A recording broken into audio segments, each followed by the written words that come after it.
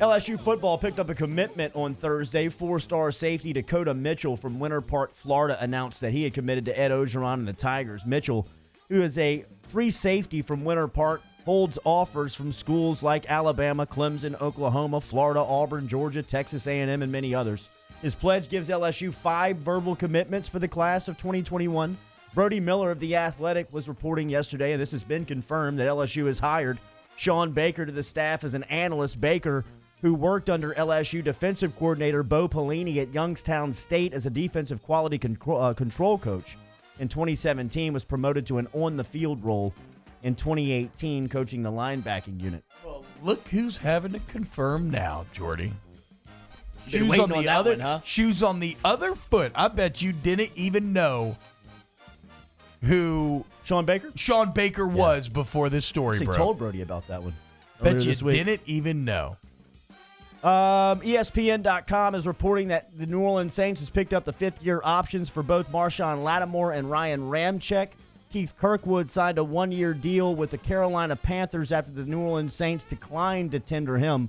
The big news for the Saints on Thursday was that head coach Sean Payton had tested positive for the coronavirus. He told ESPN he is now self-quarantined and resting at home as he recovers. Payton's the first person in the NFL world known to test positive for the virus. Yesterday, lots of reaction around the NFL, including Louis Riddick on SportsCenter.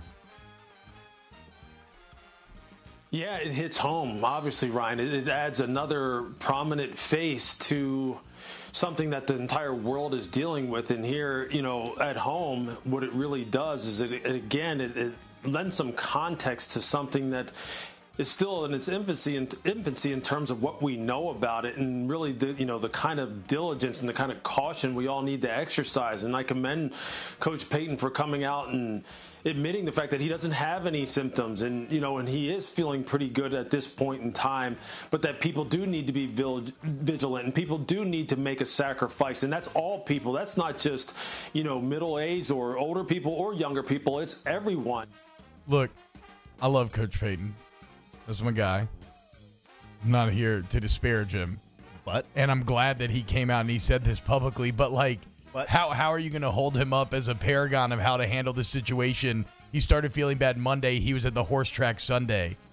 What did y'all do last weekend? Were y'all at the horse track? Were you out and about? Were you in your home? I wanted to Were be. you in your home? Were you in your home? I was in my home.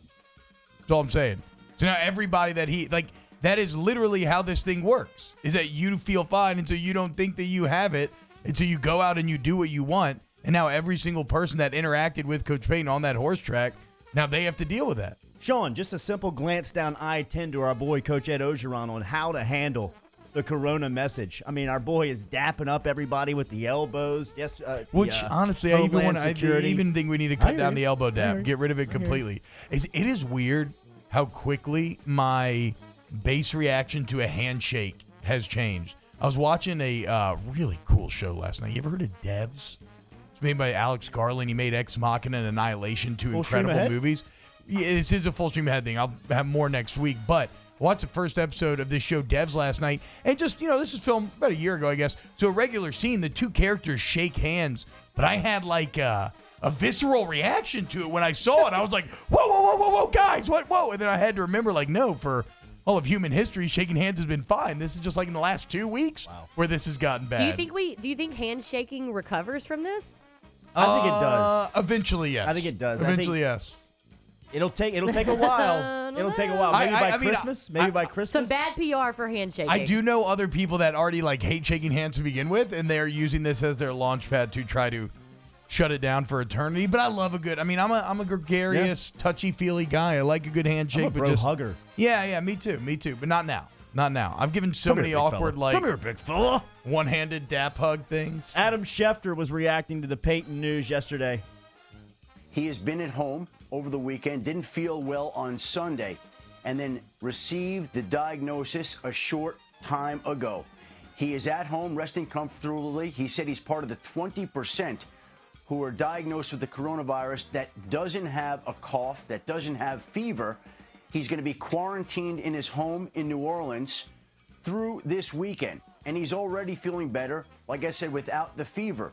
But when he wasn't feeling well on Sunday, he wound up taking the coronavirus test on Monday, and it came back positive today. Everybody, and then he also tweeted out a picture of himself from his house looking fine. Think about all these celebrities tweeting these videos on, like, this is how to maintain responsibility and quarantine yourself in the time of corona. It's like when you look behind them, they have these palatial estates. I mean, look, even Sean Payton, at the dog. You're only getting a corner here. Those but are you fresh hydrangeas. You can tell that thing is nice. You got the artificial turf patio. Yeah. You got the dog that looks like it costs what, $10,000? Everything's white. What type of dog is that, Rich? It's all very well lit. It looks like it's some sort of doodle. He walks that thing around Seaside all the time. He's got fresh flowers. He's got a fresh cut. He doesn't look like normal Peyton. So that's why it's important to point out, though, is that, like, that's the thing. He is essentially, for all intents and purposes, fine, but he is a carrier, and he would have had no idea, and now everybody that he's come in contact with, he's put at risk. The good news is... Losing your coach, huh? No, not at all, man. I'm just calling it like it is. The good news I think it's Roger Goodell's fault, personally. Oof. To take. Dogs can't get the virus, so you're good to snuggle all of your furry friends. I mean, I would not be surprised at all if Roger Goodell had somehow contaminated Sean Payton. Sure, let me see him in my office. Yeah, send him quick. like a letter or something. Come up to New York.